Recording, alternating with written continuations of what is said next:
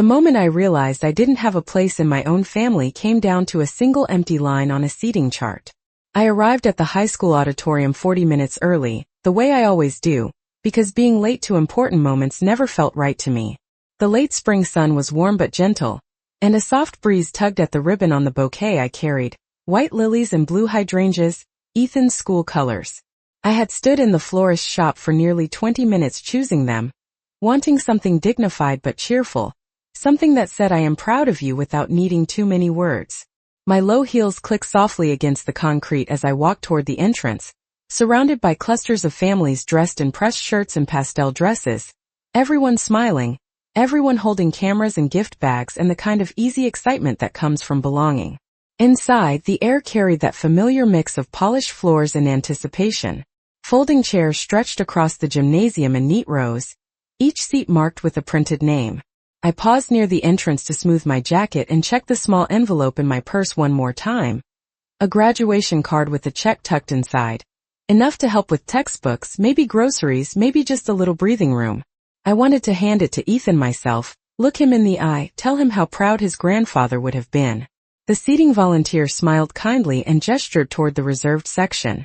"Family names are on the chairs," she said. I thanked her and stepped forward slowly, scanning the rows. Johnson, Martinez, Reynolds, Carter. I walked the first aisle, then the second, careful not to rush, telling myself I had simply missed it. Wilson should have been easy to spot. It's my name too. I reached the last row and turned back, eyes moving more quickly now. My fingers tightened around the flower stems. Maybe they grouped us under Ethan's parents' last name first. Maybe there was a separate section. I checked again. And again. The chairs filled steadily as people claimed their places, laughter rising, programs unfolding, phones lifting for photos. My reflection flickered in a dark phone screen as someone brushed past me, and for a moment I didn't recognize the woman staring back. Silver hair neatly set, pearl earrings, posture still straight out of habit. Stepped aside to let a young couple through, pretending I was just giving them space, pretending I wasn't searching for proof that I belonged here. I walked to the side table where extra programs were stacked and ran my finger down a printed list of reserved guests. Parents, siblings, sponsors, family friends. My heart beat a little harder, not from anger, not yet, just a quiet confusion that made everything sound slightly distant, like I was underwater. I read each line carefully. Daniel Wilson, Emily Wilson, 2 additional reserved seats. Guest. My name wasn't there. Not shortened. Not misspelled. Not misplaced. Simply absent. I stood very still, bouquet resting against my coat, and listened to the echo of sneakers on the gym floor, the squeak and murmur and bright hum of celebration moving around me. Somewhere near the front, I spotted Daniel adjusting Ethan's gown collar while Emily leaned in with her phone, angling for the perfect picture. They looked happy, focused, complete. I lifted my hand halfway, an old reflex, almost calling out, but my voice never followed. The rows between us felt longer than they should have, like distance had quietly stretched without anyone noticing. I checked the seating chart one more time, slower now, tracing each printed name as if the letters might rearrange themselves out of courtesy. They didn't. And in that small, ordinary moment under fluorescent lights beside a folding table, holding flowers that suddenly felt heavier than they were, I understood something I had been trying not to see. You can show up with love in your hands and still discover there was never a seat meant for you.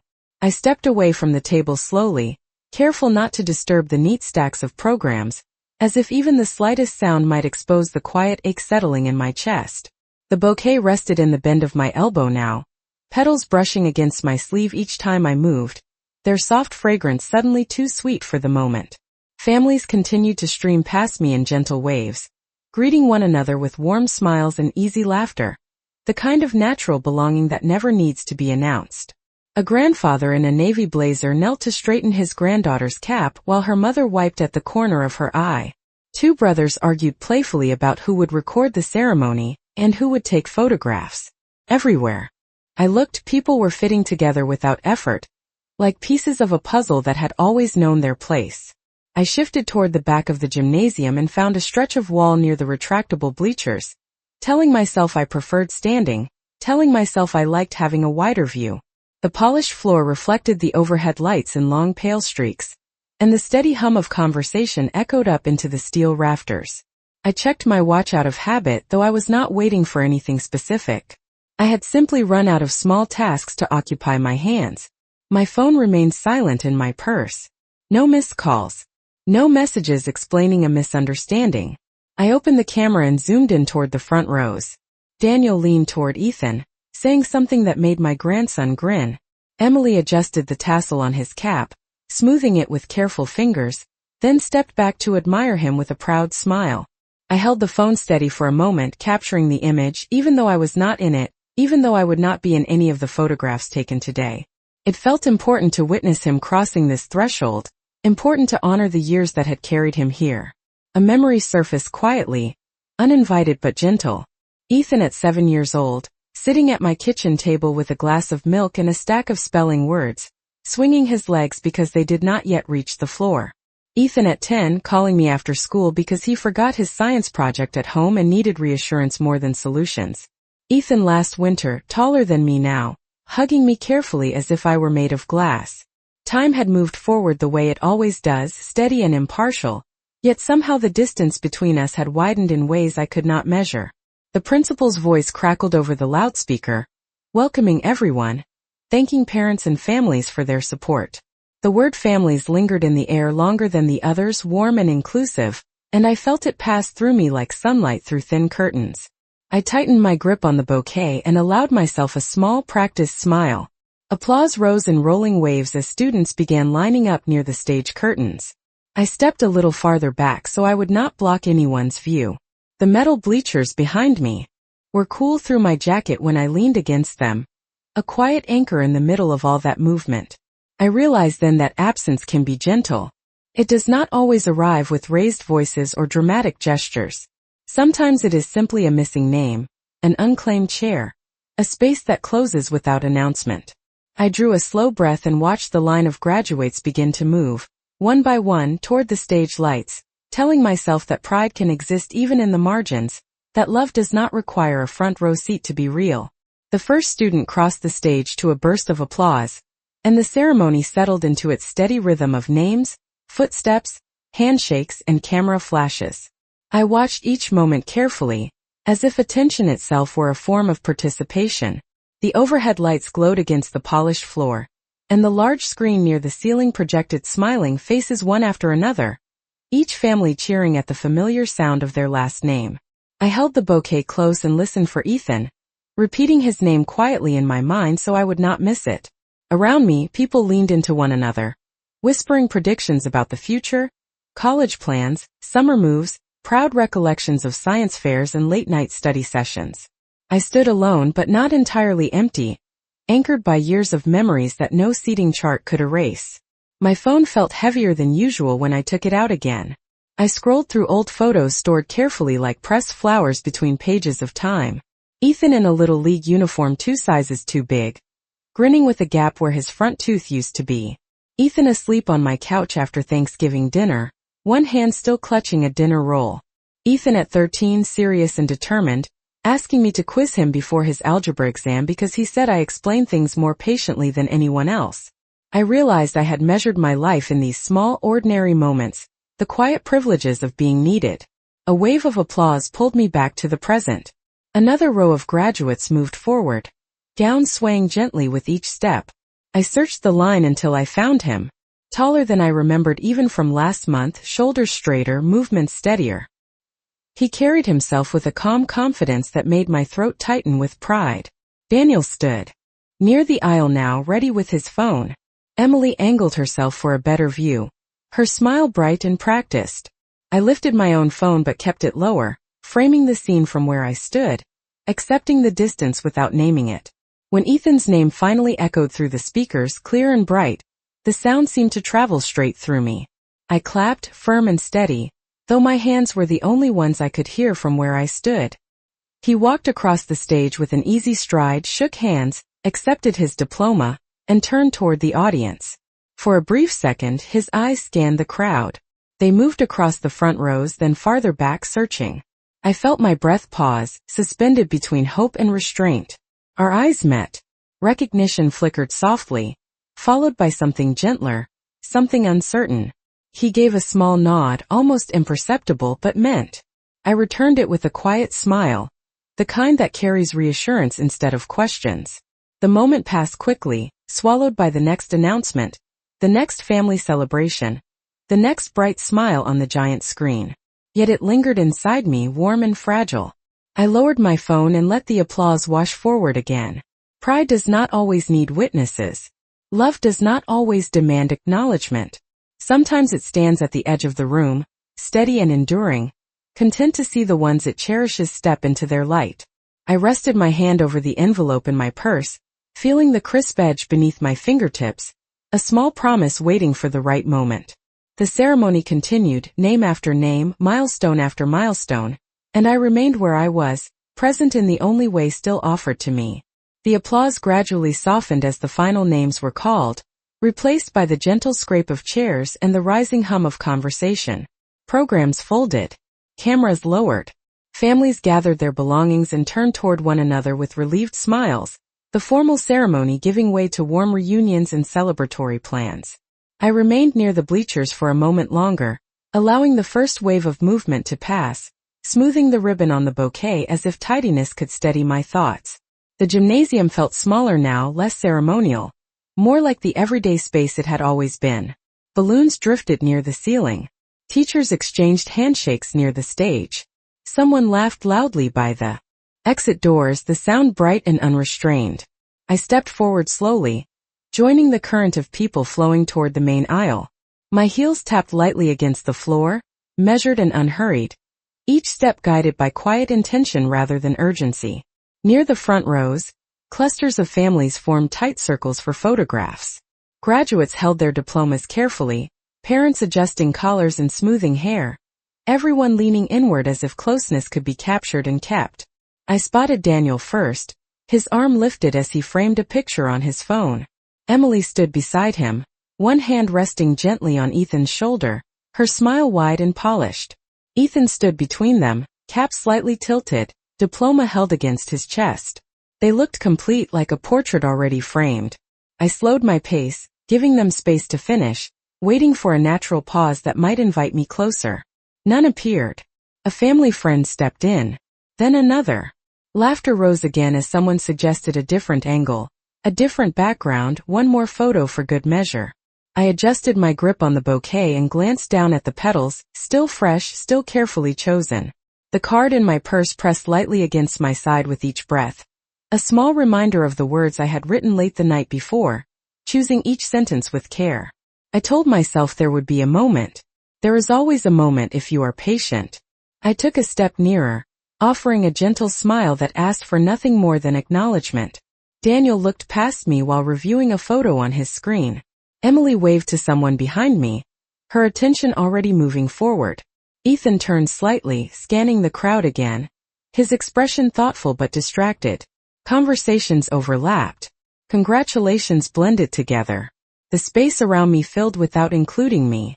I stopped a few feet away, close enough to hear their voices clearly, far enough to remain unnoticed. It was a delicate distance, one that asked for dignity. I did not call out. I did not interrupt. I simply waited, bouquet resting against my coat, shoulders relaxed, expression calm. The moment stretched, thin and quiet. Then another relative stepped forward with open arms, and the circle closed gently once more. I felt no sharp sting, only a slow settling like dust after movement. Some realizations arrive loudly. Others arrive with courtesy. I drew a steady breath and let my smile soften into something more private, something meant only for me. Love does not disappear when it is unseen. It simply learns to stand on its own. I turned slightly toward the exit, not in retreat but in acceptance, trusting that grace can carry a person through spaces that were never prepared for them. I stepped through the wide double doors into the late afternoon light, the brightness gentle but honest, like truth that does not need to raise its voice. The parking lot shimmered in the mild heat, rows of cars reflecting the sky in fractured pieces of blue. Families spilled out around me in cheerful clusters, already planning dinners, pointing toward restaurants, discussing traffic routes and dessert choices. I moved at an unhurried pace, bouquet resting against my forearm, purse tucked close to my side, each step steady and deliberate. The noise of celebration softened behind me with every yard, replaced by the ordinary sounds of distant engines and rolling suitcase wheels. A breeze lifted the edge of my jacket and cooled my skin, carrying the faint scent of cut grass from the athletic field nearby. I paused beside a concrete pillar and let the moment settle fully, not rushing to fill it. My reflection in the tinted glass showed a woman composed and upright, silver hair neat, expression calm, dignity intact. I had learned long ago that composure is a quiet form of strength. I reached into my purse and touched the envelope again, tracing the sealed edge with my thumb. Inside were words written slowly at my kitchen table beneath a warm lamp, sentences shaped with care and restraint. I had not written about disappointment. I had written about pride, about effort, about becoming. A check rested behind the card, not extravagant, but meaningful. Enough to say I believe in your future without placing weight on your present. I considered walking back in, searching for another opening, another chance to step into the frame of their afternoon. Instead, I leaned lightly against the pillar and allowed memory to sit beside me. Years unfolded gently. School pickups on rainy Tuesdays. Packed lunches labeled in careful handwriting. Afternoons spent reviewing history notes and practicing speeches in my living room. Holiday mornings when wrapping paper covered the carpet and laughter arrived before breakfast. I had never kept score. Love had never been a transaction. It was simply something I gave. The way sunlight enters a room without asking permission. A group of students crossed the lot tossing caps into the air for photos, their joy easy and unfiltered. I smiled for them, for the lightness of being young and certain that every door will open on the first try. My phone buzzed softly in my hand, and for a brief second my heart lifted. A promotional message filled the screen. Nothing more. I turned the sound off and slipped it back into my purse. Silence felt kinder than false anticipation. The lilies brushed my sleeve again as I adjusted my hold. Petals still perfect, colors still bright. Beautiful things can remain beautiful even when unseen. I inhaled slowly and straightened my shoulders, a small private ritual that reminded me who I was beyond any single moment. I was a mother, a grandmother, a woman who had weathered harder seasons than this. Exclusion does not erase contribution. Distance does not undo devotion. I stepped away from the pillar and walked toward my car, the asphalt warm beneath my shoes, the sky beginning its gradual shift toward evening gold. Each step carried acceptance, not surrender. There are days when love stands in the center of the room, celebrated and acknowledged. And there are days when love waits quietly at the edge, steady and self-assured, knowing its value does not depend on applause. I unlocked the car and settled into the driver's seat, closing the door with a gentle click that softened the outside noise into a distant murmur. For a moment I simply sat there with my hands resting on the steering wheel, bouquet laid carefully on the passenger seat like a quiet companion. The interior smelled faintly of clean fabric and the lavender sachet I kept in the console, a small comfort I had carried for years. Through the windshield I watched families crossing the lot in loose lines, graduates still wrapped in celebration, parents walking close as if the day might drift away if they did not hold it tight. I turned the key halfway, letting the engine hum without pulling away, giving myself space to breathe without hurry. My reflection in the rearview mirror met my eyes, steady and thoughtful. There was no anger there, only clarity arriving in calm layers. Some moments do not break you. They reveal you. I reached for my purse and took out the envelope, turning it over in my hands. The paper was smooth, the flap sealed with deliberate care. I remembered writing Ethan's name slowly, each letter shaped with the same patience I once used to help him trace the alphabet at my kitchen table.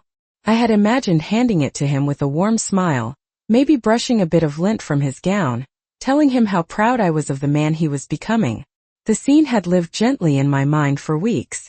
I placed the envelope on the dashboard and looked at it for a long moment, not with sadness, but with a quiet recalibration of expectation. Love can adapt. Pride can travel different roads. I picked up my phone and opened my messages, scrolling to Daniel's name.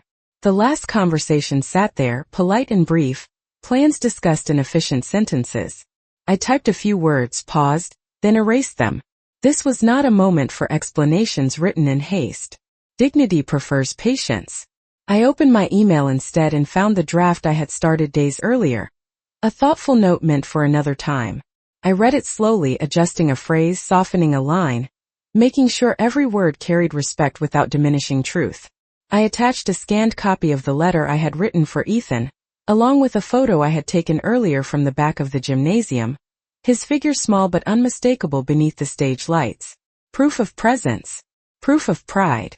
I added the digital transfer confirmation for his gift, ensuring it would reach him without ceremony or delay. Support does not need an audience. I entered Daniel and Emily's addresses, then paused with my finger hovering above the screen. Outside, a breeze moved across the lot, stirring loose programs and tassels of conversation. I thought about thresholds, about the quiet line between showing up and stepping back, about how grace is not silence but measured response. I pressed send. The action was simple. The meaning was not. A small shift settled inside me, like furniture rearranged to create better space. I started the engine fully and adjusted the rearview mirror one last time.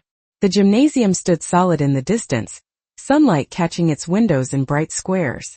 I offered it a gentle nod, not in farewell, but in acknowledgement of a lesson learned without spectacle. Then I guided the car forward, merging slowly into the steady flow of traffic, carrying with me a calm resolve that felt lighter than the bouquet resting beside me. Traffic moved at an easy pace as I guided the car onto the main road, the late afternoon sun stretching long bands of light across the windshield. The radio remained off. Silence felt intentional, like a room prepared for honest thought.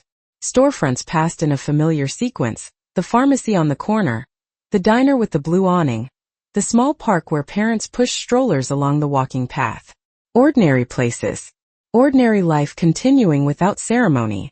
I rested my hands lightly on the steering wheel and let my breathing settle into a steady rhythm. The email was sent. The gift was delivered. No scene had been made. No words raised. Just a quiet line drawn with care. At a red light, I glanced at the passenger seat. The bouquet lay undisturbed, petals still crisp, colors still gentle against the fabric. I reached over and touched the ribbon, smoothing it absent-mindedly. Beauty does not lose its worth simply because it was not presented on schedule. I decided I would place the flowers in the crystal vase at home, the one I reserved for meaningful days. Today counted even if the meaning had changed shape. My phone lit up briefly with an incoming message. I did not reach for it right away. Some responses deserve a calm mind. When the light turned green, I continued forward, passing through neighborhoods lined with maple trees and trimmed lawns, American flags stirring lightly in the breeze. Graduation banners hung from a few porches, bright letters celebrating names and futures. I smiled at each one. Milestones belong to everyone who helped build them, even the ones standing quietly in the background. By the time I turned onto my street, the sky had softened into a warm early evening glow.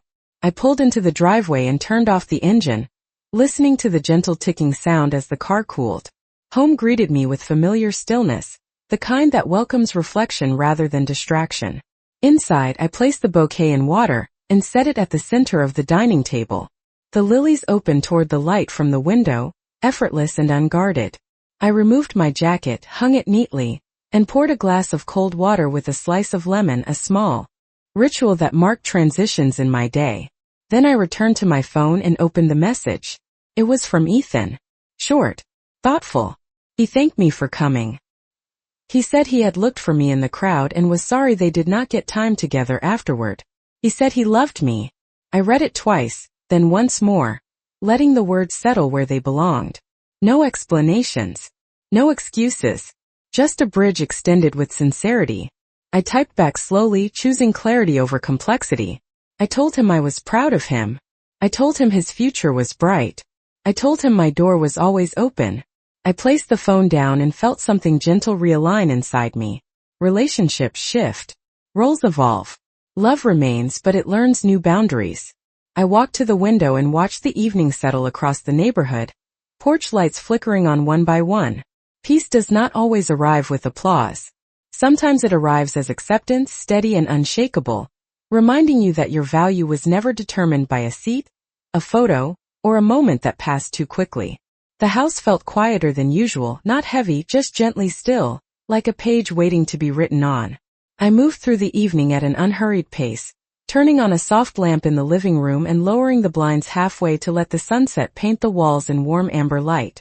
The bouquet on the dining table caught the glow and seemed almost luminous, petals open and calm, as if they understood that beauty does not rush to be noticed. I warmed a simple dinner and carried the plate to my favorite armchair by the window, the one shaped by years of familiar rest. Outside, a neighbor walked a golden retriever along the sidewalk, the leash loose, the pace easy. A bicycle rolled past. Sprinklers clicked on in steady rhythms across the lawns. Ordinary sounds. Steady life. I finished eating and set the dish aside, then picked up my phone again, not out of restlessness but intention. Ethan's message remained open, sincere and unguarded. I saved it, then opened my photo gallery and looked at the picture I had taken from the back of the gymnasium. He stood small beneath the stage lights, yet unmistakable, posture straight, future wide. I printed the photo on the compact printer near my desk and placed it into a simple silver frame. Not for display to others. For myself. A quiet reminder that presence is not measured by proximity. My phone buzzed softly once more. This time it was Daniel. His message was longer, careful in tone, explaining how seating had been limited, how logistics had become complicated, how the day moved faster than expected. I read each line slowly, noticing what was said and what was not. No apology. No direct acknowledgement. Just reasons arranged neatly like furniture placed to guide the eye away from empty space. I typed a response with steady hands. I thanked him for the update. I said I was glad the ceremony went well. I told him I had already sent Ethan my congratulations and gift. I wished them a pleasant evening. Respect does not require agreement. Courtesy does not erase clarity. I placed the phone face down and leaned back, letting the quiet settle again. There is a moment in every long relationship when understanding shifts from hopeful to honest. Not bitter. Not dramatic. Simply clear. I walked to the hallway closet and took down a small storage box labeled in careful handwriting. Inside were keepsakes collected across decades. Report cards. Handwritten notes. A faded drawing of a house with 3 smiling figures holding hands beneath a bright crayon sun. I sat on the floor and sorted through them gently, remembering the seasons they came from, the effort, the devotion, the invisible hours that built a family's foundation. Love had been given freely. Time had been offered generously. Those truths did not change because acknowledgement wavered. I closed the box and returned it to its place, not as an ending, but as a decision to honor what was real without chasing what was not. Back in the living room, the sky deepened into soft blue, porch lights glowing like quiet assurances. I turned off the lamp and stood by the window for a long moment, hands resting lightly on the sill. Peace arrived not as triumph but as alignment. I had shown up. I had cared well. I had acted with grace. And that was enough. Morning arrived softly through the curtains, pale light stretching across the hardwood floor in quiet stripes. I woke earlier than usual, not from restlessness, but from a sense of gentle clarity that felt almost like renewal. The house carried that peaceful early hour. Hush when everything is still and the day has not yet asked anything of you. I brewed a cup of coffee and stood by the kitchen window, watching a pair of sparrows hop along the fence line, their small movements purposeful and unhurried. The bouquet remained at the center of the dining table, lilies opening wider overnight, blue petals relaxed and confident in their space. I took a slow sip and let gratitude settle where disappointment used to sit. Not everything meaningful needs recognition to be real. After breakfast, I dressed with quiet intention and gathered my purse and keys. There were errands to run, ordinary tasks that anchor a person to the present. At the bank, I confirmed the transfer had cleared. At the print shop, I ordered a second copy of the graduation photo, one to mail with a handwritten letter. I chose thick stationery, the kind that carries weight in the hands, and wrote carefully at a small desk by the window. I told Ethan that milestones are not single days but long journeys built step by step. I reminded him that character matters more than applause. I told him my pride in him was steady and unconditional. No references to seats. No mention of absence. Just truth offered with warmth. I sealed the envelope and placed a forever stamp in the corner, pressing it down firmly as if sealing a promise. On the drive home, sunlight filtered through rows of oak trees, shadows flickering gently across the dashboard. A calm resolve traveled with me, quiet but certain. I was not stepping away from family. I was stepping into clearer boundaries. Support without expectation. Presence without pursuit. Love without negotiation. That evening my phone rang. Ethan's name appeared on the screen. I answered on the second ring, my voice steady and light. He spoke with that familiar mix of confidence and youth, thanking me again, telling me about the ceremony details he wished I had seen up close, sharing plans for college in the fall. I listened more than I spoke, smiling at the sound of his excitement. When he apologized for not finding me afterward, I told him gently that life moves quickly on important days and that I understood. And I did. We spoke about classes, dorm rooms, and the small fears that come with big beginnings. Before hanging up, he said he loved me. I told him the same, clear and certain. After the call ended, the house felt warm rather than quiet. Connection had found its own path.